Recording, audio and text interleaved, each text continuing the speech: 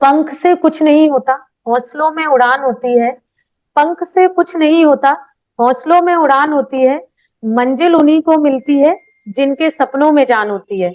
मंजिल उन्हीं को मिलती है जिनके सपनों में जान होती है। इसके अलावा जैसे कुछ बच्चों को एमपीएसआई के रिगार्डिंग ही बात करूं, कुछ बच्चों को इंग्लिश में वीक होते हैं बच्चे, जी मैम। तो उनके लिए मैं एक छोटा सा बताना चाहूंगी। एक प्रैक्टिस है, आप एक रजिस्टर लीजिए, कोई तो भी एक अखबार इंग्लिश का लेके आ जाइए, उसमें से एक कोई छोटा सा टॉपिक कट करिए, उसको रजिस्टर के लाइक, ये रजिस्टर है, आप इसके की बात, मेरा मानना ये है कि एक तो लीडरशिप होती तानाशाही वाली, जी जिसमें आप अपने स्टाफ को दबा के रखें।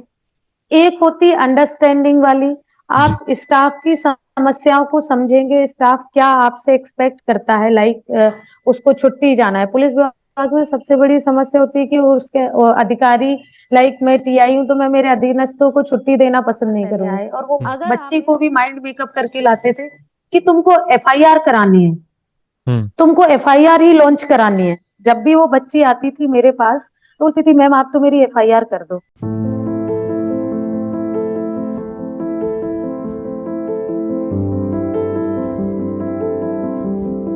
सो hello and welcome everyone on career tribe channel. So to begin with, as we know कि हाल फिलहाल में मध्य प्रदेश में काफ़ी सारी न्यू रिक्रूटमेंट्स आई हैं। पटवारी हो गया, एक्साइज डिपार्टमेंट में आई है, जेल पुलिस में आई है, and the mighty Madhya Pradesh public service commission as well. And very soon it is expected कि मध्य प्रदेश सब इंस्पेक्टर की भी वैकेंसी आएगी। सो उसका नोटिफिकेशन भी बहुत जल्दी आने वाला है, and there is also a very high possibility कि आपको एमपी एग्जाम्स के बारे में काफ़ी कुछ पता होगा already as we are preparing. But कुछ क्वेरीज ऐसी होंगी जो अभी तक अनआंसर्ड होंगी। सो आज हम उन्हीं क्वेरीज को लेके आए हैं, और इन सारी क्वेरीज को हमारे एक बहुत ही एडेप्ट एक्सपर्ट सॉल्व करेंगे। So we have with us महिला थाना प्रभारी निवारी निरीक्षक Rajni Singh ma'am. And let me tell you about Rajni ma'am a bit. So Rajni ma'am is actually constantly guiding and motivating all the aspirants to excel in life. And also she's spreading awareness as well among the people regarding many major important issues. So hello ma'am, and सबसे पहले मैं आपको एक hello. बहुत बड़ा thank you बोलना चाहूँगा, क्योंकि आपने इतने हेक्टिक शेड्यूल में से अपना एक कीमती समय निकाल के इस सेशन में हमारे एस्पिरेंट्स को जो भी उनके डाउट्स हैं उनको आंसर करने के लिए थोड़ा सा टाइम निकाला है। We welcome you on this career type channel, ma'am, and thank you for all your time. Thank you, thank you, thank you. Okay, okay, that's great. So, ma'am, to begin with, let's start by knowing you. So, ma'am, आपकी academic journey अभी तक कैसी रही है? So, we want to know about that.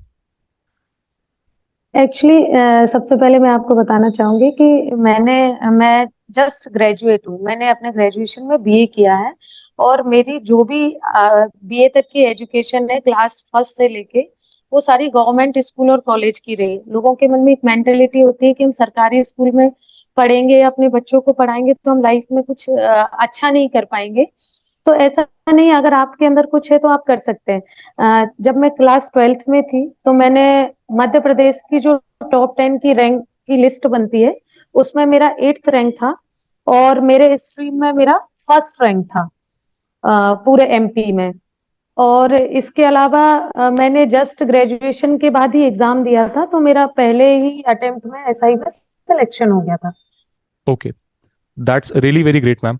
So, ma'am, आप MPSI exam को target कर रहे थे, तो आपने इस पर्टिकुलर एग्जाम को कितना टाइम दिया है, और इसके अलावा और आप कौन कौन से एग्जाम्स की प्रिपरेशन साथ में इसके कर रहे थे? एक्चुअली मैंने एमपीएसआई के लिए केवल 3 महीने, जब हमारी वैकेंसी आई थी उसके बाद वैकेंसी आने से लेके एग्जाम होने तक का टाइम जो था वो दिया था मैंने। इसके अलावा मैंने उसके लिए कोई स्पेसिफिक बहुत लंबा ड्यूरेशन नहीं दिया था, बट वो जो 3 महीने या 4 महीने का टेन्योर था, उसमें मैं उसके लिए टोटली डेडिकेटेड थी। लाइक मेरा एक टाइम शेड्यूल था कि मुझे 5:30 इन मॉर्निंग उठना है, 11 इन नाइट सोना है, और उसके बीच में मुझे केवल पढ़ना है अपने दैनिक जीवन की चीजों के अलावा। और इसके अलावा मैंने जो अपना एसएससी के थ्रू नारकोटिक्स एसआई की वैकेंसी आई थी, हम्म, वो एग्जाम भी मैंने दिया था, जिसमें मेरा वेटिंग में नाम था। पर चूंकि मेरा फिर एमपीएसआई में हो गया तो फिर मैंने उसकी तरफ ध्यान ही नहीं दिया कि उसमें आगे हुआ था। Okay, that's really great. So एक बहुत ही बेहतर अपॉर्चुनिटी आपको ऑलरेडी वेट कर रही थी ma'am. That's great. So ma'am, अगर हम M P S I exams की अगर बात करते हैं, तो इस पर्टिकुलर एग्जाम का जब आपने दिया तो इसका क्या पैटर्न था? सो एमपीएसआई एग्जाम का बेसिकली पैटर्न क्या है, ओवरव्यू आप क्या बताना चाहेंगे जी, इसके बारे में? ओके। जब मैंने एग्जाम दिया था तो 100 नंबर के दो पेपर होते थे। हम्म। एक पेपर होता था जीएस प्लस रीजनिंग और मैथ का, जिसमें 70 नंबर का जीएस होता था, 30 नंबर का रीजनिंग और मैथ का मिक्सअप आता था। दूसरा पेपर हिंदी का होता था बेसिकली, जिसमें भी 30 नंबर की इंग्लिश होती थी, 70 + 30 का उसका भी रेशियो था। ये अपना रिटन एग्जाम हो गया। उसके अलावा 100 नंबर का फिजिकल था। अभी हम्म। मार्किंग होना बंद हो गई है, अभी केवल आपको उसको पास करना होता है। जो भी उसमें अटेम्प्ट्स होते हैं, हमारे टाइम पर मार्किंग होती थी। हम्म। 100 मीटर था, लॉन्ग जंप था, गोला फेंक था, हाई जंप था और 1500 मीटर की दौड़ होती थी। उसमें सारे जो अपने ये मेजरमेंट्स थे वो 20-20 मार्क्स के होते थे। और उसमें अकॉर्डिंग टू टाइम और जो भी एमपीएसआई के उस समय के मेजरमेंट्स थे उसके हिसाब से मार्किंग होती थी। उसके बाद 50 नंबर का इंटरव्यू होता था। और ओके। अभी जैसा मुझे पता है, तो हम्म। अभी तो एग्जाम का तो रिटन एग्जाम तो सेम ही होता है, बट फिजिकल में मार्किंग बंद हो गई है। केवल आपको उनको पास करना होता है। उसमें 800 मीटर की दौड़ है और हाई जंप है और गोला फेंक है, आई थिंक यही है। और इसके अलावा शायद 10 नंबर का इंटरव्यू है। ओके। सो रजनी मैम ने ऑलरेडी पूरा ओवरव्यू दे दिया है। So this is all about the MPSI exam pattern, right? Now ma'am, since हमने यस। पैटर्न भी डिस्कस कर लिया है, ठीक है, तो इस एग्जाम के लिए आपने उस टाइम पे क्या स्ट्रैटेजी यूज करी थी? एंड अगर कोई ऐसा एस्पिरेंट है जो एकदम ही स्क्रैच से प्रिपेयर करना चाह रहा है, जिसने अभी तक कोई लूसेंट भी नहीं पढ़ी है, तो एकदम स्क्रैच से, एकदम शुरू से एकदम प्रिपेयर करना चाह रहा है, तो उसे क्या करना चाहिए? और एक मैम, एस्पिरेंट्स के मन में सबसे मेजर जो डाउट रहता है कि एक परफेक्ट बुक की लिस्ट क्या होती है जो हमें मार्केट से खरीदना है या फिर जो भी हमें यूज करना है लाइब्रेरी से। सो एक परफेक्ट बुक लिस्ट क्या होनी चाहिए आपके हिसाब से, सब्जेक्ट वाइज, अगर कोई भी एमपीएसआई एग्जाम की तैयारी कर रहा है तो? ठीक है, ओके। देखिए, मैंने एग्जाम जो दिया था वो 2011 में दिया था। हम्म। और अभी 2023 है, तो बहुत सारी चीजें बदल गई हैं। एग्जाम का पैटर्न मतलब लेवल भी चेंज हुआ है। उस समय एक अलग लेवल था, अभी एक अलग लेवल है। बट जैसे कोई भी बच्चा जो शुरुआत से शुरू करता है, जिसे कुछ भी नहीं आता। जैसे जब मैंने तैयारी की थी, मुझे कुछ भी नहीं आता था और मुझे कोई बताने वाला भी नहीं था। क्योंकि उस समय ना तो हमारे पास फेसबुक, इंस्टाग्राम, यूट्यूब या किसी भी अन्य माध्यम से कोई ऐसे मोटिवेशनल लेक्चर या कुछ हमको नहीं मिलते थे। हमें खुद ही जो कुछ भी अपने हिसाब से या कोचिंग पे जो बताया जाता था उसके हिसाब से तय करना होता था। तो मेरा सबसे पहले मानना ये है कि बुक्स को नहीं इकट्ठा करना है। आप ये डिसाइड करिए कि मैं पर्टिकुलर ये 1 2 3 4 बुक से ये टॉपिक, ये सब्जेक्ट पढ़ूंगा और हमें उन्हीं बुक्स को यूज करना है। ऐसा नहीं कि अभी रजनी मैम ने बताई, फिर किसी और ने बताई और आप सारी बुक्स लेके आ गए, तो आप कंफ्यूज हो जाएंगे। आप एग्जैक्टली। बुक आपको जो अच्छी लग रही है, आपको जो अच्छी लग रही है। लाइक जब मैंने पढ़ाई करी थी, तो मेरे पास बहुत ज्यादा ना तो अपॉर्चुनिटीज थी बुक्स खरीदने के लिए, और ना ही मैं इतनी सक्षम थी, और ना ही मुझे इंटरेस्ट था। तीनों ही चीजें थी। मेरे पास जीएस पढ़ने के लिए लूसेंट थी, जो बेसिक ब्लू कलर की जो लूसेंट आती है, सामान्य ज्ञान। जी। उसके अलावा कहीं तो मुझे एक अरिहंत की सामान्य ज्ञान किसी ने दे दी थी। हिंदी की लूसेंट थी, बेसिक बुक्स बता रही हूँ। और समीक्षा इंस्टीट्यूट जहां से मैंने पढ़ाई कर रही थी, वहां के कुछ नोट्स थे, और वहीं की एमपी का जीएस की बुक थी। ये बेसिक बुक्स थी मेरे पास में, या बेसिक नोट्स थे। इसके अलावा करंट के लिए डेली बेसिस पर न्यूज़पेपर पढ़ना जरूरी है। हम सोचते हैं कि हम घटना चक्र ले आएंगे, प्रतियोगिता दर्पण ले आएंगे, कोई भी एक बुक 3 महीने वाली, 6 महीने वाली, 1 साल वाली लेके आ जाएंगे, फिर हम उसको पढ़ते हैं। तो हमारे अंदर चीजों को लेके कंफ्यूजन होता है, क्योंकि हम्म। उसमें कोई भी, मान लो स्पोर्ट का कोई सेक्शन दिया है क्रिकेट रिलेटेड, जस्ट लाइक, तो वो तो 3 महीने का दे रहे हैं ना। फिर हम पढ़ते, फिर बोलते हैं अरे हमें तो कंफ्यूजन हो रहा है, मैं पढ़ती हूँ और मैं भूल जाती हूँ। तो ऐसा नहीं करना चाहिए। जब हम डेली बेसिस पर चीजें पढ़ेंगे और उनको नोटेड डाउन करेंगे, जैसे मैंने कोई भी अखबार अपने यहाँ लगाया हुआ है, उस अखबार में से मुझे 3 पेज जो एग्जाम में मेन होते हैं बच्चों के लिए जो पढ़ने चाहिए। बच्चे आजकल क्या करते हैं, उसको छोड़ के बाकी जो अंदर पेजेस में मसाला और इंटरटेनिंग चीजें होती हैं उनको पढ़ते हैं। हमें जो हमारा फर्स्ट पेज है किसी न्यूज़पेपर का, वो हमारे लिए मेन है। उसके अलावा स्पोर्ट का पेज मेन है। और एक विविध का पेज जो सबसे लास्ट में होता है वो मेन है, जिसमें वर्ल्ड के संबंध में जानकारी रहती है। उसमें से हमको चीजें पढ़ के और नोटेड डाउन करनी है डेट वाइज, एक डायरी या रजिस्टर मेंटेन करना है जिसमें हमको पढ़ना है और लिखना भी है, और ये नियम से करना है। क्योंकि मैं कई बार एग्जाम पेपर देखती हूँ, अभी भी कोई मिल जाता है तो मैंने देखा है जो डेली में चीजें आती हैं उन्हीं में से आती हैं। हम्म, बहुत पुराना भी नहीं आ रहा, बहुत नया भी नहीं आ रहा, मीडियम आता है। पर हम मीडियम रेंज की चीजें पढ़ ही नहीं पाते क्योंकि हमें तो न्यूज़पेपर पढ़ना अच्छा नहीं लगता है। एग्जैक्टली। ये हो गई आपके करंट की चीज। अब मैं बात करती हूँ जीएस की। पहले आपका बेसिक जो होता है वो मेन है, कि हमें बेसिक चीजें आनी चाहिए। एक बार लूसेंट की बुक को कम से कम एटलीस्ट मुझे पूरी बुक को कहानी के तौर पर तो पढ़ ही लेना है। हम्म, फिर उसके बाद उसका रिवीजन करना है, फिर हमें ये डिसाइड करना है कि इसमें से ये वाली चीज मेरे पढ़ने लायक है, ये वाली मेरे लिए यूजफुल है, ये वाली लेंथी है, इसको मुझे छोड़ना है।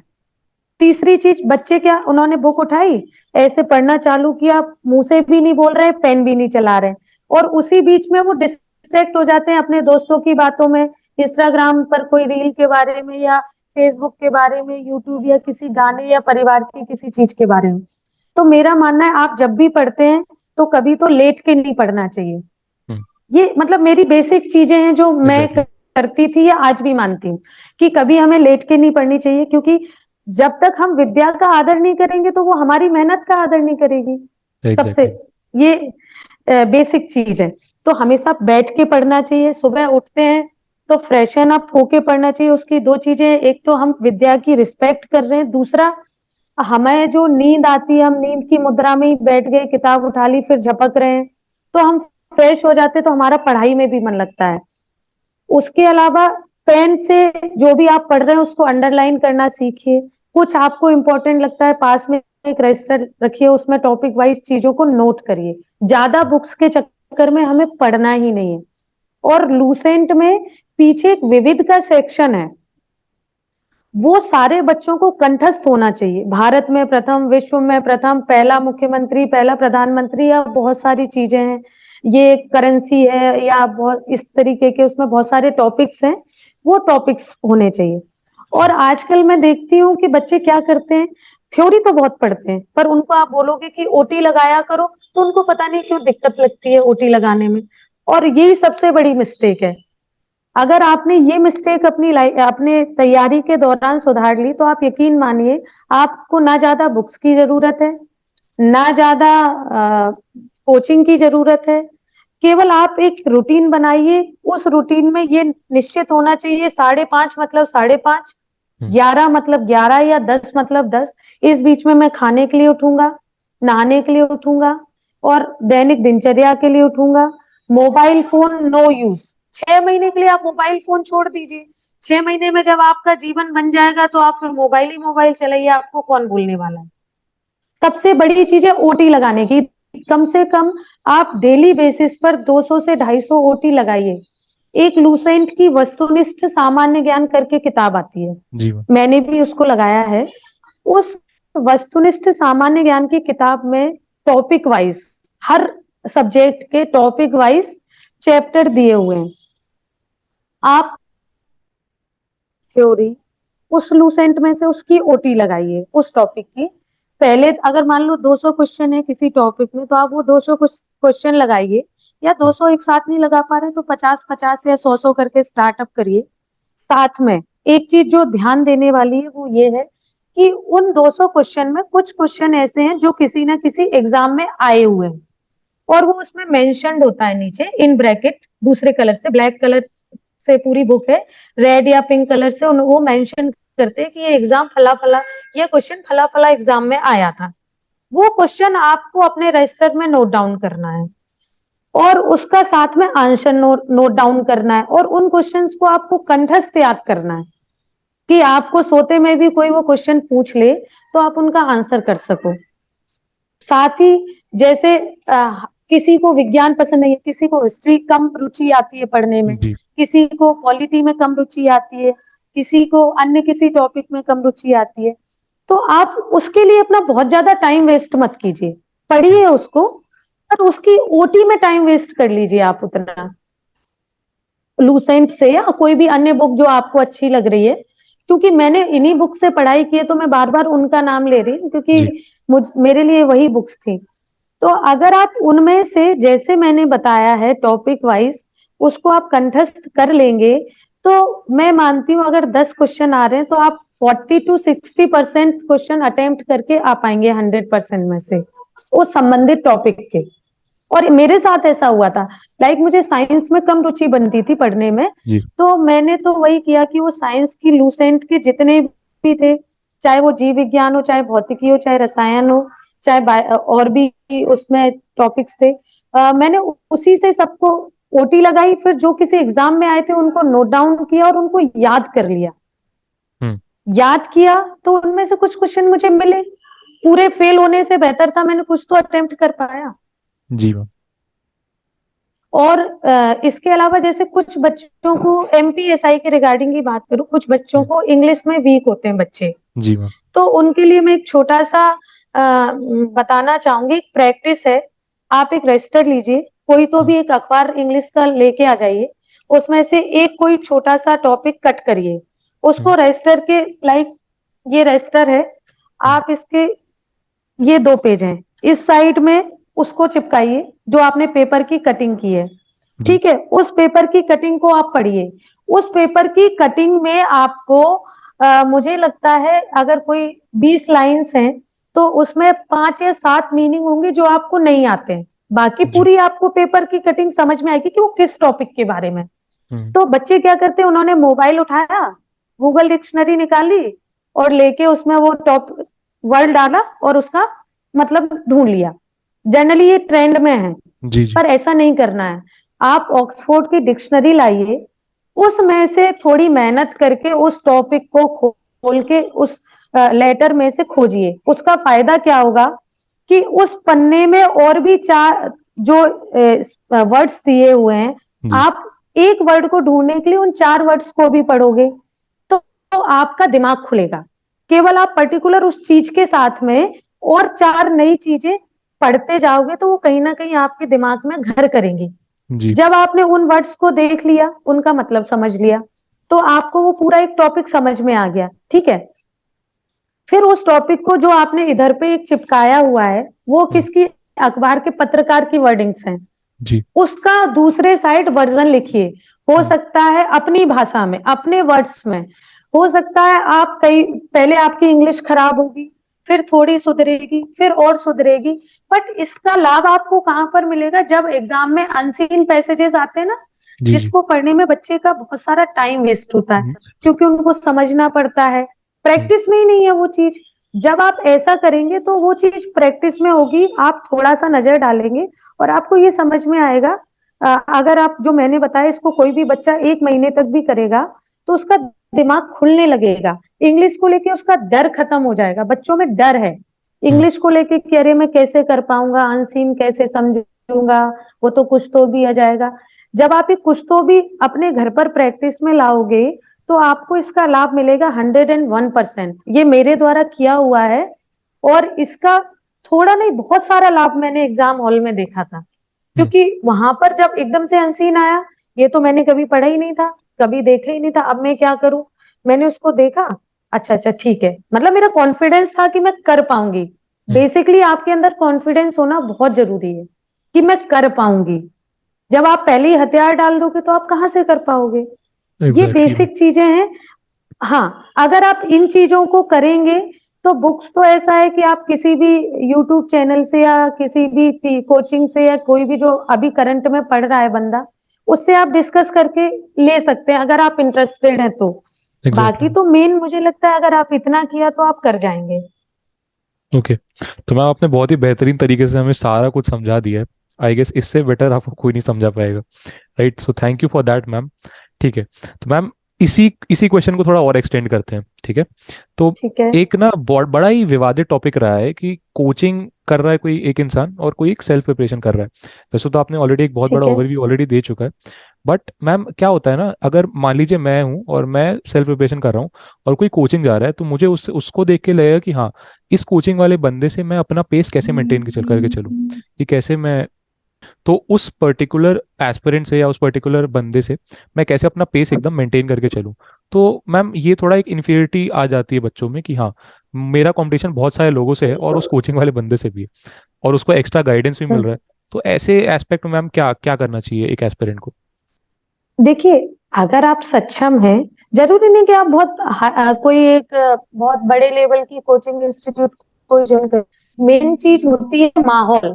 हम्म। मेन चीज होती है माहौल। अगर आपको वो माहौल, आप चार बच्चे बैठ के पढ़ रहे हैं, तो वो भी कोचिंग है। हम्म। ठीक है ना? कोचिंग वाला कोई भी टीचर आपको कंठस्थ याद नहीं कराता। मेहनत आपकी है, प्रयास आपका है, वो केवल आपको रास्ता दिखा रहे हैं।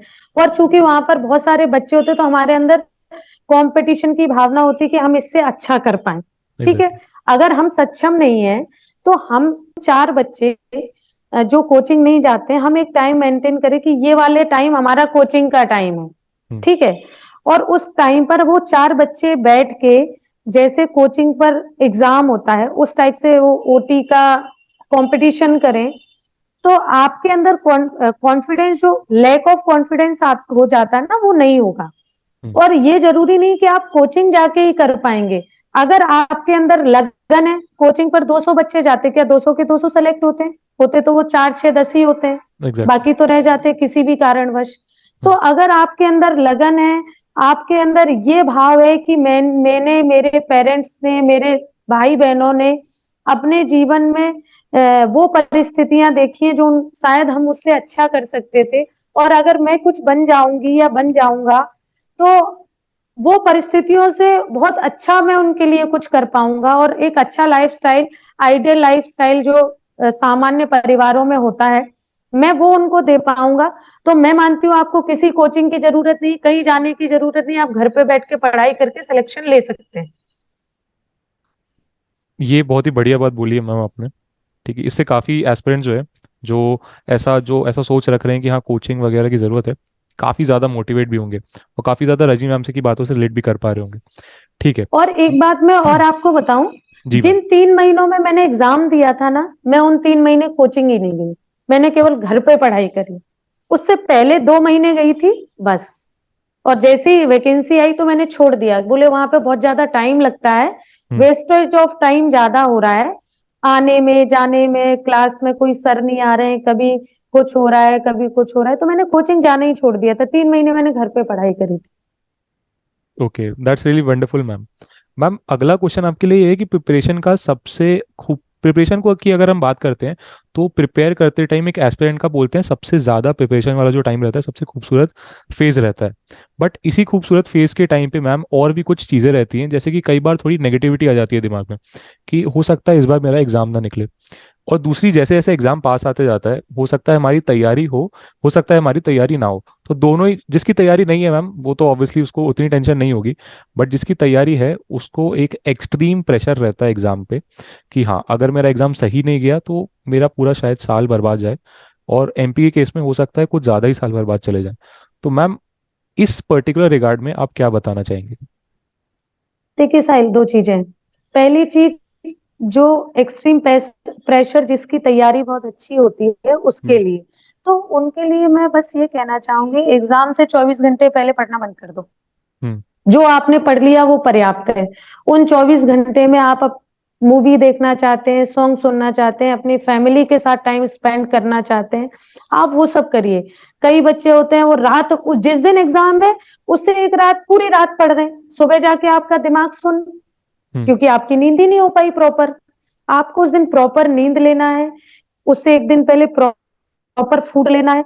सुबह में बस भगवान, जिनको भी आप मानते हैं, ईश्वर को, उनसे और अपने माता पिता से आशीर्वाद लेके एकदम रिलैक्स मूड में जाना है कि मुझे अच्छे से एग्जाम देना है। और जाते समय तो एटलीस्ट बुक लेके बिल्कुल भी नहीं जाना है कि मैं 15 मिनट रास्ते में पढ़ लूंगा। मैं बहुत देखती हूँ बच्चे ऐसा करते हैं, नहीं करना चाहिए। आप 12 घंटे, 15 घंटे, 24 घंटे, जैसा आपको सुटेबल लगता है, आप रिलैक्स हो जाइए और एकदम कूल रह के एग्जाम हॉल में जब जाएंगे ना, तो जो आप रात भर पढ़ने के बाद जो परफॉर्मेंस देंगे, और रात भर सोने के बाद जो परफॉर्मेंस देंगे एग्जाम से एक दिन पहले, दोनों में जमीन आसमान का फर्क होगा। जी। क्योंकि जो व्यक्ति रात भर जगेगा, सुबह उसको नींद भी आएगी, सुबह उसको आंखों में जलन भी होगी, परेशानी भी होगी, उसका दिमाग ही नहीं चलेगा। फ्रेशन अप होके जाएगा, रात भर कूल होके सोने के बाद सुबह एकदम से। माता पिता के लिए मैं कहना चाहूंगी, बच्चे को कभी प्रेशर मत कीजिए कि नहीं तुझे निकालना ही है। आप ये बोले तू कर लेगा तो बहुत अच्छी बात है, नहीं कर लेगा तो तेरे पास अगला चांस है। हम्म। तो उसके दिमाग पे एक जो प्रेशर होता है ना, वो नहीं रहेगा। ठीक है।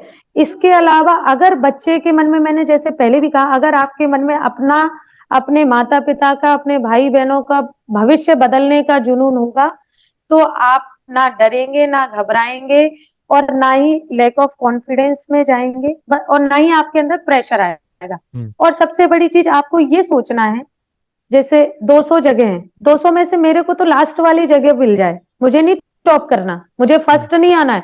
मुझे 199 या 200वीं जो रैंक है वो मिल जाएगी ना, पर्याप्त है, क्योंकि मेरे कंधों पर स्टार आ जाएंगे। फर्स्ट हम्म। रैंक वाले के भी आएंगे, 200वीं रैंक वाले के भी आएंगे। बट मेरा सिलेक्शन हो जाएगा और हमारे जीवन का पूरा सिनेरियो चेंज हो जाएगा। पूरा जो खेल है ना, वो आपके आत्म, जिसको बोलते हैं आत्म सेटिस्फेक्शन बोल रहे हैं, या जो भी बोले उसको, अंदर से आपको अंतर मन की जो आवाज है, आप उसको सुन के काम करिए, आपके जीवन में आप कभी भी फेल नहीं होंगे।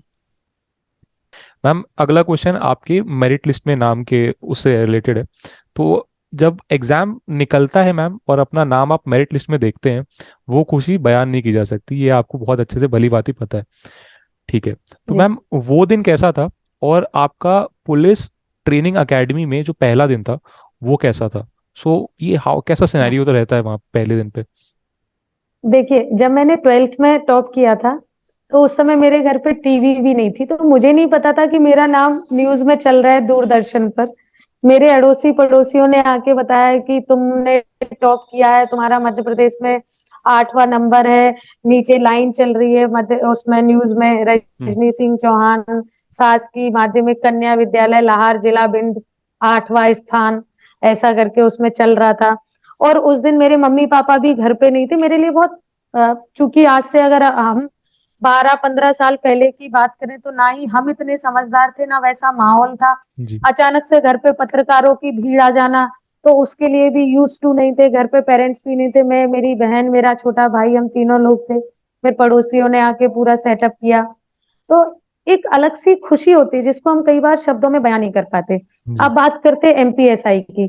मैंने जस्ट ग्रेजुएशन के बाद वैकेंसी आई थी और मेरा सिलेक्शन हो गया था। मेरा पोस्ट ग्रेजुएशन कंप्लीट ही नहीं हो पाया था।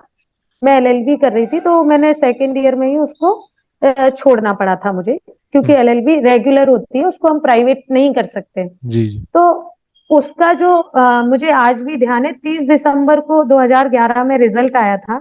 उस दिन भी मैं मेरे मम्मी पापा के साथ नहीं थी, मैं ग्वालियर में थी, जहां से मैं पढ़ाई करती थी। मेरे मम्मी पापा लाहौर में रहते थे। फोन का भी बहुत ज्यादा प्रचलन नहीं था कि मैं उनको बता पाती। कहीं तो भी लैंडलाइन से या एसटीडी कॉल करके बताया मैंने कि मेरा सिलेक्शन हो गया है। तो जो भी भावुक हुए, पापा जी भी मेरे भावुक है, जी। क्योंकि मेरे पापा जी इस समय मध्य प्रदेश पुलिस में हेड साहब हैं, प्रधान आरक्षक हैं। जी। अभी भी वो जॉब में है, जिला भिंड में। तो उनके लिए या मेरे परिवार वालों के लिए बहुत प्राउड की बात थी कि उनकी बेटी ने सब इंस्पेक्टर में उनका, मेरा सिलेक्शन हुआ। और जिस समय मेरा सिलेक्शन हुआ, I was just 21 year old. ठीक है। तो जब लोग ये सोचते हैं कि मुझे कुछ करना है, उस हम्म। समय मैंने मेरे माता पिता को करके दिखाया था। और मैं रहने वाली हूँ भिंड जिले की। लोग जी। भिंड जिले के नाम से ही लोगों के मन में है कि पता नहीं कैसा है वहाँ का माहौल, कैसा है वहाँ, बच्चियों को आगे नहीं बढ़ने दिया जाता, वहाँ पढ़ने नहीं भेजा जाता, और भी भांति भांति की चीजें, जो जैसा सुनता है वैसा परसेप्शन बनाता है। जी। वहां से मैंने निकल के ग्वालियर में आके 3-4 महीने जो पढ़ाई करी, और उसके बाद मैंने सिलेक्शन लिया, तो मैं, भिंड जिले के लोगों ने भी उनको प्राउड किया कि यार हमारे यहाँ की बेटी ने एमपीएसआई में सेलेक्ट हुई है। और आज भी लोग मुझे फेस से नहीं जानते, बट ईश्वर की कृपा से भिंड जिले के बहुत सारे लोग मुझे मेरे नाम से जानते हैं कि हमारे जिले की एक बच्ची अभी टीआई है, या सब इंस्पेक्टर में सेलेक्ट हुई थी। और अब मैं बात करती हूँ, जब हम पहली बार ट्रेनिंग एकेडमी में गए थे सागर में, हम्म। जेएनपीए में। तो एक 21 साल की बच्ची, जो कभी बाहर गई नहीं, भिंड की पढ़ाई, मतलब माहौल भी ऐसा बहुत एडवांस नहीं मिला। वहां गए तो इकट्ठे 300 लोग आते जा रहे थे एक एक करके। मन में बहुत सारे सवाल थे, पता नहीं मैं कैसे करूंगी, कर पाऊंगी नहीं कर पाऊंगी, मुझे कैसा रूममेट मिलेगा, वहाँ के जो हमारे टीचर्स होंगे या जो भी गाइड्स होंगे वो हमारे साथ कैसा व्यवहार करेंगे। बट वो रहता है, सबके मन में रहता है, मेरे मन में भी था। बट धीमे धीमे चीजें समझ में आई, माहौल समझ में आया, और 1 साल का ट्रेनिंग का समय पता ही नहीं चला कि वो कैसे निकल गया। ओके। सो मैम, अभी हमने पुलिस एकेडमी के और आपके उस सिलेक्शन वाले दिन के बारे में बात करी, एंड बेशक आपके लिए बहुत ही बेटर, बहुत ही अच्छा दिन था वो। मैम, नेक्स्ट क्वेश्चन ना पुलिस डिपार्टमेंट से एसोसिएटेड है कि ओके। आपने ऑलरेडी 12 साल का टेन्योर पुलिस डिपार्टमेंट में बिताया है। और मैम, अगर हम बात करें कि लीडरशिप का प्रशासन में क्या रोल होता है, और पुलिस महकमे में जूनियर पुलिस ऑफिशियल और सीनियर पुलिस ऑफिशियल्स का रिलेशन आप क्या कंसिडर करते हैं, ये पूरा सिस्टम मैम वर्क कैसे करता है बेसिकली? देखिए, अगर हम पुलिस की बात करें तो पुलिस में आरक्षक से लेके एसपी तक का जो जिले में मेन पद होते हैं वो यहाँ से होते हैं। हम्म। सबसे पहले आरक्षक जो प्रमोट होके हेड साहब बन जाते हैं या प्रधान आरक्षक बन जाते हैं, वही प्रमोट होके एएसआई असिस्टेंट सब इंस्पेक्टर बन जाते हैं। और फिर सब इंस्पेक्टर आते हैं, प्रमोशन के थ्रू भी सब इंस्पेक्टर बना जा सकता है और डायरेक्ट एग्जाम के थ्रू भी सब इंस्पेक्टर बना जा सकता है। जी। ठीक है। ये मैं आपको इसलिए बता रही हूँ, कई बच्चों को इसमें भी कंफ्यूजन होता है। तो हम्म। इसके बाद जब जो सब इंस्पेक्टर सेलेक्ट हो जाते हैं, सब इंस्पेक्टर बन जाते हैं, फिर से प्रमोशन होता है इंस्पेक्टर का। इंस्पेक्टर के लिए कोई भी एग्जाम नहीं होता है अलग से। और इंस्पेक्टर टू डीवाईएसपी आप या तो एग्जाम के थ्रू डायरेक्ट सेलेक्ट हो सकते हैं या फिर प्रमोट हो सकते हैं। देन डीवाईएसपी से एडिशनल एसपी और एसपी। तो आप डीवाईएसपी से एडिशनल एसपी प्रमोट ही होते हैं। और एसपी के लिए सेम है कि आप डायरेक्ट एग्जाम के थ्रू हो सकते हैं और प्रमोट हो सकते हैं। ये जी। एक चेन होता है जिले में, और इसी चेन पर पूरा जिले का वर्किंग सिस्टम थानों का काम करता है। हम्म। अब रही अधिकारी और कर्मचारी जो लीडरशिप की बात, मेरा मानना ये है कि एक तो लीडरशिप होती तानाशाही वाली, जी। जिसमें आप अपने स्टाफ को दबा के रखें। एक होती अंडरस्टैंडिंग वाली, जी। आप स्टाफ की समस्याओं को समझेंगे, स्टाफ क्या आपसे एक्सपेक्ट करता है। लाइक उसको छुट्टी जाना है, पुलिस विभाग में सबसे बड़ी समस्या होती है कि उसके अधिकारी, लाइक मैं टीआई हूं तो मैं मेरे अधीनस्थों को छुट्टी देना पसंद नहीं करूंगी। हम्म। अगर मेरा मानना ये है, अगर आप अपने स्टाफ को समय पर जब उन्हें जरूरत है आप छुट्टी छोड़ते रहेंगे, तो आप यकीन मानिए आपका स्टाफ आपके लिए बहुत अच्छा काम करता है।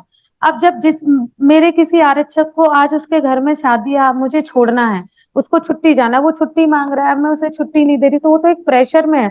वो कैसे काम करेगा, फील्ड में काम ही नहीं कर पाएगा, वो अपना परफॉर्मेंस ही नहीं दे पाएगा। पर अगर जब उसे जरूरत है मैं छुट्टी छोड़ देती हूँ, तो जब वो लौट के आएगा ना, तो वो और अच्छी ऊर्जा के साथ, अच्छे उत्साह के साथ और डेडिकेशन के साथ काम करेगा। तो जो मेरा लीडरशिप का फंडा है, मेरे थाने पर मेरा पूरा स्टाफ जब काम की जरूरत होती है तो मैं उनसे काम कराती हूँ।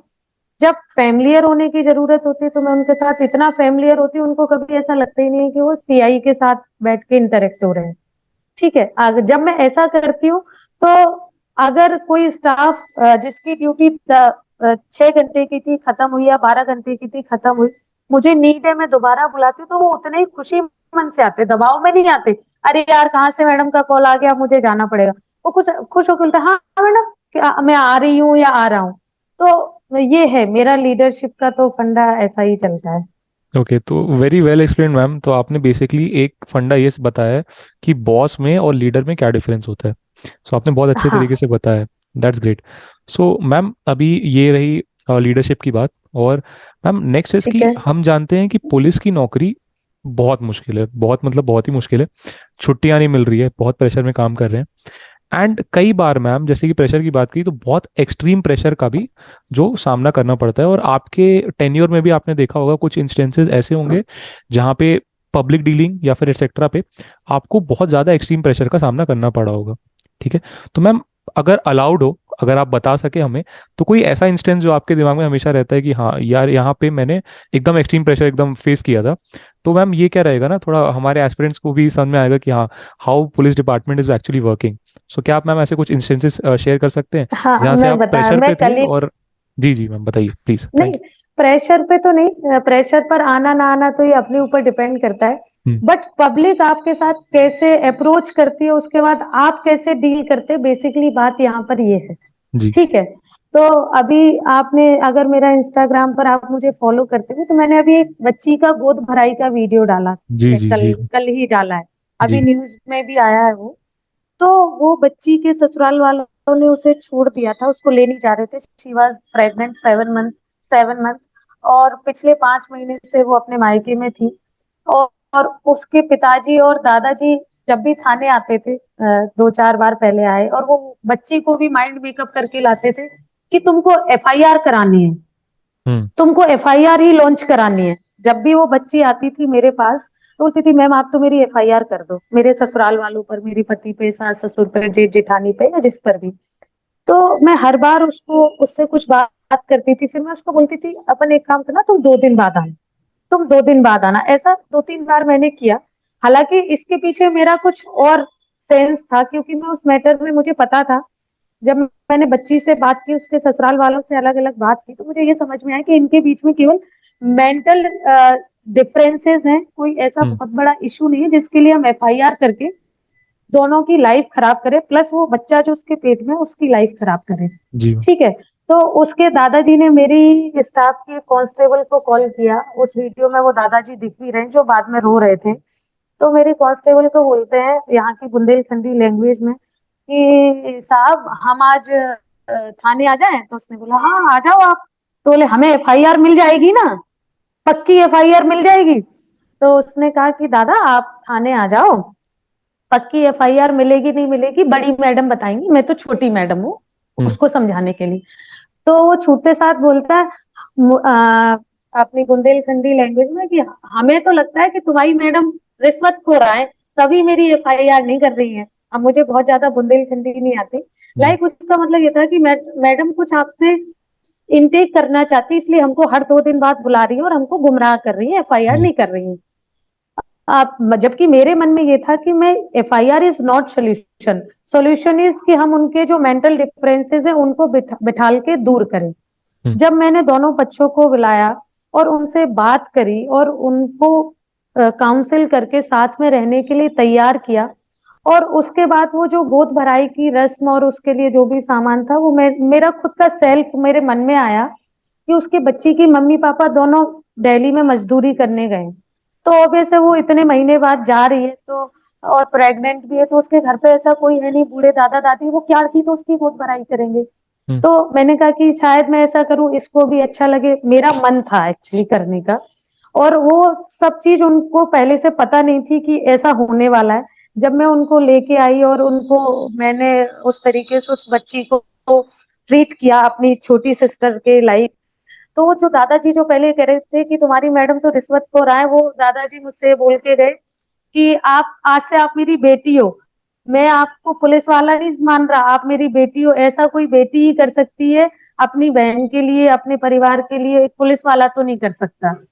तो ये वाली चीज है, हम अपना मेंटल स्टेटस, अपना आसपास का ऑरा कैसा बनाते हैं, पब्लिक की बात को सुन पर, इस पे डिपेंड करता है। वो उसने ऐसा कहा था, मुझे भी गुस्सा आ जाता और मैं कहती अब जाओ, मुझे तुम्हारा कुछ नहीं करना, काट दो एफआईआर। हम्म एक पॉइंट ऑफ टाइम के लिए मुझे गुस्सा आता और मैं ऐसा भी कर सकती थी, पर नहीं, मेरे स्टाफ को थोड़ा सा बुरा भी लगा। मैंने कहा ठीक है कोई बात नहीं, वो अपने हिसाब से सोच रहे हैं, अपन अपने हिसाब से सोच रहे हैं। और मैं आशा करती हूँ कि वो, जब वो बच्ची के साथ हम लोग वो रस्में कर रहे थे, हमारा पूरा स्टाफ, उसके ससुराल वालों से भी करवाई, मायके वालों से भी करवाई, तो उस बच्ची भावुक थी, उसको भी अपने बच्चे को लेके समझ में आया कि यार जब पुलिस वाली मैडम या पुलिस का स्टाफ हमारे लिए इतना सोच सकता है, तो मैं क्यों नहीं सोच सकती, मैं क्यों नहीं अपनी लाइफ में कुछ चीजों को अवॉइड करके, भूल के आगे क्यों नहीं बढ़ सकती। तो ये वाली एक चीज है, ये एग्जाम्पल। ऐसे ही जब मैं भोपाल में मिसरोद थाने में पदस्थ थी, आज से 3-4 साल पहले की बात है, अगर आपको याद हो, 24 घंटे, 12 घंटे के लगभग एक मॉडल को एक लड़के ने बंधक बना लिया था फ्लैट में। तो हम्म वहां पर लाइव चला था वो 12 घंटे तक, उसमें एसपी सर भी आए थे, कलेक्टर मैडम भी आई थी, और भी बहुत सारे अधिकारी, निचले स्तर के, उच्च स्तर के, सभी लोग वहां थे। हाइड्रोलिक से चढ़ के एसपी सर को पीछे से उस लड़के से इंटरेक्ट होना पड़ा। वहां पर भी ऐसा हुआ था कि सबसे पहले टीआई सर ने मुझे कॉल किया, क्योंकि पहले हम लाइटली ले रहे थे कि ऐसी जनरल सी कोई बात होगी, तो कि यार वो ऐसी ऐसा एक सूचना आई है, मैं भी पहुंच रहा हूँ, तुम भी तत्काल पहुंचो, सुबह 7 बजे की बात है। हम्म। जब हम लोग पहुंचे तो हमने पहले उससे इंटरेक्ट करने की कोशिश की, हमें लगा कि शायद ये हमारी बातों से बाहर आ जाएगा। अब हमारे पास वहां पर दो ऑप्शन थे कि हम दरवाजा तोड़ देते या फिर हम वेट एंड वॉच में रहते। हम्म। हम उससे इंटरेक्ट होते रहे, उसी के बीच में उसका मोबाइल डिस्चार्ज हो गया। उसने बोला कि मुझे चार्जर चाहिए। अब चार्जर लेने के लिए ऑब्वियस है उसे गेट खोलना पड़ेगा, ठीक है। जब उसने गेट खोला तो मैं और मेरे साथ में एक सब इंस्पेक्टर सर और थे, वो प्रमोटी थे, तो हम दोनों ने एक डंडे को गेट में, जैसे ही उसने गेट खोला तो हमने उस एक डंडे को गेट में फंसा दिया। वो बोल अब उसने बोला इस डंडे को हटाओ, नहीं मैं इस लड़की को मार दूंगा और मेरे पास कट्टा है, मैं आपको भी शूट कर दूंगा। हम्म। तो हम लोग सोच रहे थे कि नहीं, ऐसे डरा रहा है, हमको डरा रहा है। अब अगर हम अपनी बात पर अड़ जाते कि नहीं नहीं हम डंडा हटाएंगे नहीं, क्योंकि उसके बाद परिस्थितियां बहुत अलग बनी। लाइक उसके पास रियल में भी अवैध कट्टा था, जिसको उसने हमारे ऊपर पॉइंट आउट कर दिया था, ठीक है। और वो लोडेड भी था। वो ईश्वर की मेहर थी हमारे ऊपर कि वो फायर नहीं कर पाया, तो हम बच गए। दूसरा उसका फेज ये आया कि जब उस कट्टे से भी जब हम लोग पीछे नहीं हटे तो उसने उस लड़की को कैंची से गोदना चालू कर दिया। तो हम दो चीजों में जा सकते थे, एक तो हम वो डंडा नहीं हटाते और हम सोचते नहीं आज अब तो चाहे जो हो जाए हम लड़की को निकाल के ही मानेंगे। हम्म। अगर हम ऐसा करते तो हो सकता है उस लड़की को उस स्पॉट पे खत्म कर देता। तो फिर हमने अपने मेंटल स्टेटस को चेंज किया। फिर हम बैक ऑफ हुए, जबकि हम लोग ज्यादा थे, वो तो एक अकेला था साथ में, हम्म। वो बच्ची के। तो फिर हम लोगों ने बैक ऑफ किया वहां से, डंडे को हटाया, उसने दोबारा से गेट बंद किया। और फिर उसको कन्वेंस करते करते एक टाइम के बाद 8-9 बजे हम लोग उसको बाहर निकालने में सक्षम हुए। प्रेशर तो नहीं कह सकते, मेंटल स्टेटस होता है जो पब्लिक की वजह से बन जाता है। तो मैम ये दोनों एग्जाम्पल में मैं एस्पिरेंट्स को ये बताना चाहूँगा कि सिर्फ लाल बत्ती हो गई या पुलिस की बीकन हो गई या फिर सिर्फ बोलेरो हो गई या स्कॉर्पियो हो गई या फिर ऐसी गाड़ियों को देख के मोटिवेट नहीं होना है। ये जो एक्चुअल सोशल इंस्टेंसेस हैं या जो आप मैम कर रहे हो, सोशल अवेयरनेस फैला रहे हो, तो ये है एक्चुअली मोटिवेशन कि हमें सोसाइटी में कोई एक पॉजिटिव चेंज लाना है। तो तभी हाँ, जाके मेरे को लग रहा है, और ये जो है मैम काफ़ी बहुत ही ज़्यादा बढ़िया काम कर रहे हो, इसके लिए मैं आपको बहुत बहुत धन्यवाद भी देना चाहूँगा सबके तरफ से थैंक भी। यू, थैंक यू, जी मैम। थैंक यू सो ठीक है मच। मैम। मैम इसके बाद हम एक क्वेश्चन पे और जाते हैं। सो इस पूरे टेन्योर में जी आपने काफ़ी मेजर इश्यूज पे काम किया है। तो मैम जी। ये जो पुलिस डिपार्टमेंट है ये आपको कैसे प्रोत्साहित करता है कि हाँ आप और ऐसे काम करो? तो अभी तक मैम एक अगर हम लिस्ट की बात करें तो आपको कितने अवार्ड्स मिले हैं? तो कैसे इसको पुलिस डिपार्टमेंट आपको प्रोत्साहित किया है अ, इसमें? ठीक है। देखिए, कैश रिवॉर्ड्स तो समय समय पर मुझे बहुत सारे मिल चुके हैं, जो मतलब मेरे काउंटिंग में ही नहीं है। बट हम्म। जो मुझे बड़े अवार्ड्स मिले, मैं उनके बारे में आपको बताती हूँ। जी। मुझे मध्य प्रदेश पुलिस का एक अवार्ड होता है, केएफ रुस्तम जी अवार्ड, हम्म। जो मध्य प्रदेश पुलिस का सबसे बड़ा अवार्ड है मेरे नॉलेज में। हो सकता है इससे बड़ा कोई हो, एमपी की बात करें, स्टेट लेवल की। तो वो अवार्ड मुझे 2019 में मिला था। उसके लिए मैंने एक मर्डर केस पर काम किया था, जिसमें पुलिस ने, भोपाल पुलिस ने पूरे देश के 32 मर्डर्स का खुलासा किया था, जो पुराने मर्डर्स थे, जिनमें केस रजिस्टर्ड हुए पर आरोपी का पता नहीं चल पाया, अज्ञात मर्डरर था। पुलिस ने सर्च किया पर पता नहीं चल पाया, तो केस वहीं पर क्लोज कर दिया गया। तो उसमें हमने सबसे पुराना जो केस ओपन किया था वो भिंड जिले का किया था। 2010 में एक डेड बॉडी मिली थी उसका। और उसके बाद से महाराष्ट्र, छत्तीसगढ़, एमपी के बहुत सारे जिलों के केसेस थे उसमें, जिसमें अज्ञात डेड बॉडीज मिली थी, अज्ञात मर्डरर था, तो हमने मर्डरर को पकड़ा था। फिर उसमें एसआईटी गठित हुई थी और भी लोग उसमें शामिल हुए थे। फिर वो वाला केस था, उसके लिए मुझे रुस्तम जी अवार्ड मिला। और जो मैं अभी आपको बता रही थी, मॉडल वाला जो इंसिडेंट बता रही थी, उसमें जो हमारे डीजीपी सर थे उन्होंने मुझे एप्रिसिएशन लेटर भेजा था। वो मेरे लिए एकदम अनएक्सपेक्टेड था, मतलब मैं सोच ही नहीं सकती थी ये चीज आएगी। मेरे स्टाफ ने मुझे आके एक इन्वेलप दिया, तो मैंने उस पर देखा, मेरा नाम लिखा हुआ था नीचे प्रेषक में, मेडल शाखा पुलिस मुख्यालय। तो मैंने हंस के कहा, मैंने कहा यार मैंने ऐसा कौन सा काम कर दिया जो मुझे यहाँ से इन्वेलप आ रहा है, मुझे आइडिया ही नहीं था। तो मेरे लिए बहुत अनएक्सपेक्टेड था। उसके अलावा मुझे जब मैं भोपाल में ही थी, तो भोपाल के जो डीआईजी सर थे, आईजी सर थे, उनके माध्यम से मुझे अच्छी इन्वेस्टिगेशन के लिए और इन्वेस्टिगेशन जो मैंने केस कोर्ट में चार्जशीट फाइल की थी, आरोपी को आजीवन कारावास होने के लिए उनके द्वारा भी मुझे एप्रिसिएशन लेटर मिला है। अभी मैं यहाँ निवाड़ी में हूँ, तो जो मेरे एसपी सर है, टी के विद्यार्थी सर, उनके द्वारा मुझे एक केस में अच्छी इन्वेस्टिगेशन करके 5 से 6 दिन में चार्जशीट पुटअप करने के लिए एप्रिसिएशन लेटर दिया गया। प्लस 15 अगस्त को और 26 जनवरी को जो अवार्ड सेरेमनी होती है, उसमें भी मुझे अवेयरनेस प्रोग्राम जो विमेन रिलेटेड मैं करती हूँ, बच्चों के लिए, पब्लिक के लिए, जी। समाज के लिए, सोसाइटी के लिए, उसके लिए दोनों ही बार मुझे वहां पर अवार्ड मिला है, 15 अगस्त और 26 जनवरी को निवाड़ी में। Okay. So this is actually real motivation, ये होता है असली मोटिवेशन। तो इन सब चीज़ों से हमें मोटिवेट होना है, right. Okay. So ma'am, we are moving towards final bout of the session, हम कुछ कुछ फाइनल सेशन की तरफ जा रहे हैं। सो सिर्फ दो ही क्वेश्चन बचे हैं मेरे आपके लिए। सो मैम, स्टूडेंट्स तो बहुत मेहनत कर रहे हैं और आपने कुछ स्टूडेंट्स की प्रिपरेशन बहुत करीब से भी देखी होगी। सो आपके हिसाब से मैम, स्टूडेंट्स ऐसी कौन सी वो गलती बार बार रिपीट कर रहे हैं जिससे उनका सिलेक्शन रुक जा रहा है कोई भी एग्जाम में? So what according to you is that ma'am? जैसा एक तो मैं पहले ही बता चुकी हूँ, ओटी ना लगाना, जी। मैंने उसके बारे में बहुत डीपली बताया था। तो हम्म। सबसे पहले मैं बच्चों से कहना चाहूंगी कि आप थ्योरी भले ही कम पढ़िए, पर ओटी बहुत ज्यादा लगाइए। हम्म। दूसरी चीज, मोबाइल का यूज। हम्म।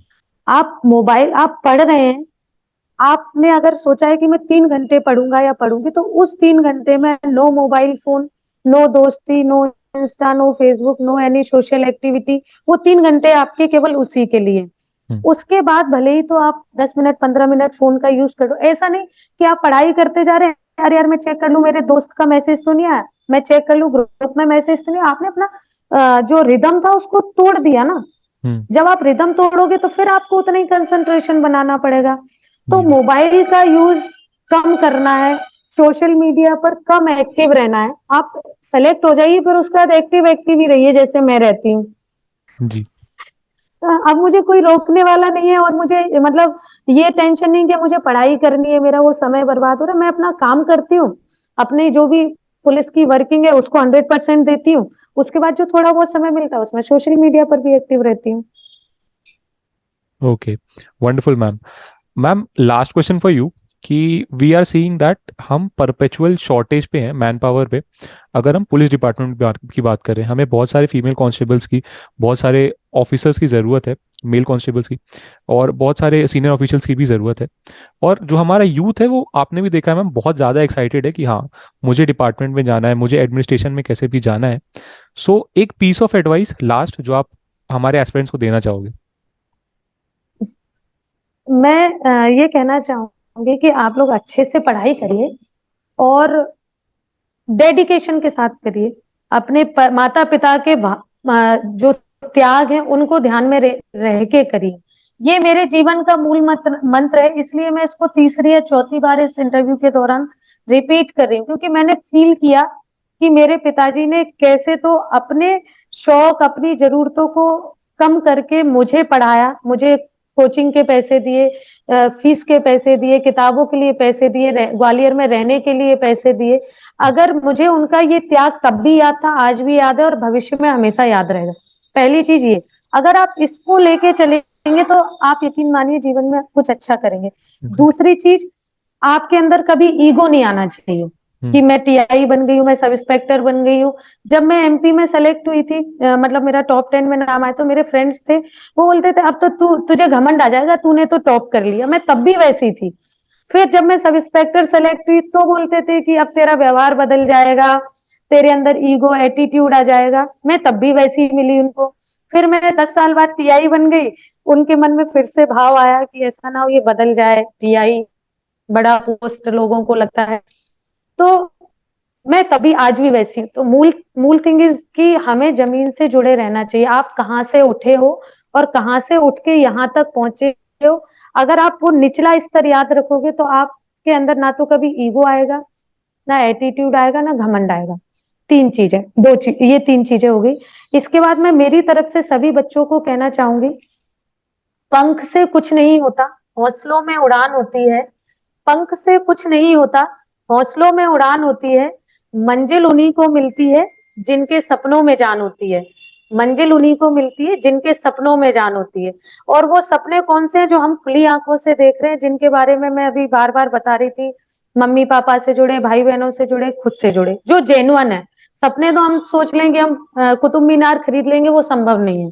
जी जो जेन्युइन सपने, उनकी बात कर रही हूँ। अगर आप खुली आंखों से जेन्युइन सपने देखेंगे, उनके लिए प्रयास करेंगे, तो आप जीवन में कुछ बहुत अच्छा करेंगे, और मुझसे भी बहुत अच्छा करेंगे। मैंने तो शायद वो और अच्छा नहीं कर पाया, मैं यहीं आके रुक गई।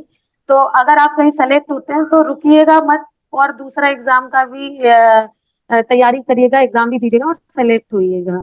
ये मेरा कहना है, क्योंकि मैंने वो किया नहीं या कर नहीं पाया, जैसा भी हूँ।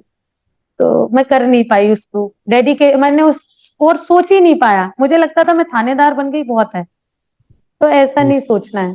ओके मैम, काफ़ी वंडरफुल पीस ऑफ एडवाइस आपने हमें दी है। ओके, सो मैम इसी के साथ हमारा सेशन अब खत्म होता है। सो थैंक यू मैम, ये जो पूरा सेशन था ये काफ़ी मोटिवेटिंग था, बहुत ही इंस्पायरिंग था, और काफ़ी जो चीज़ें हैं रिगार्डिंग दी एग्ज़ाम, कैसे प्रिपेयर करना है, क्या बुक लिस्ट होनी चाहिए, और बहुत सारे मेजर टिप्स आपने दिए हैं। इसके अलावा वी हैव ऑल्सो डिस्कस कि पुलिस डिपार्टमेंट में क्या चल रहा है, क्या ओवरव्यू है, पुलिस कैसे काम कर रही है, कि कोई क्रिमिनल हो गया या कोई भी सोशल अवेयरनेस हो गया, हमने सारी चीज़ों का एस्पेक्ट आपने अच्छे से बताया। So thank you for all ma'am, हमने आज बहुत सारी चीज़ें सीखी आपके एक्सपीरियंस से, and we want to thank you. Thank you. And I also hope कि आपके अच्छे एक्सपीरियंसेस होंगे being here with us on career tribe channel as well. नहीं, बहुत अच्छा लगा मुझे आपसे बात करके, इसलिए और अच्छा लगा क्योंकि मुझे कई बार इंस्टा पर और फेसबुक पर बच्चे मैसेज करते हैं, मैडम एक वीडियो अपलोड कर दो, पर मैं समय ही नहीं निकाल पाती, जी मैडम मैम। मुझे ये बता दो, पर मेरे से रेगुलरिटी में वो चीज हो नहीं पाती। तो आज आपके माध्यम से मैंने मेरी बात बच्चों से कह पाई, और मैं उम्मीद करती हूँ कि ये वीडियो ज्यादा से ज्यादा बच्चे देखेंगे, तो उनके मन में जो भी मुझसे सवाल रहते हैं, उसमें से ऑलमोस्ट ज्यादातर सवाल तो आज मैंने क्लियर जी कर जी ही मैम। दिए। आपका, आप उसमें माध्यम बन गए एक्चुअली, नहीं तो मैं कभी कर ही नहीं पाती ऐसा। जी, thank you ma'am, thank you. So with this aspirants we close today session. Thank you and जय हिंद। जय हिंद, थैंक यू।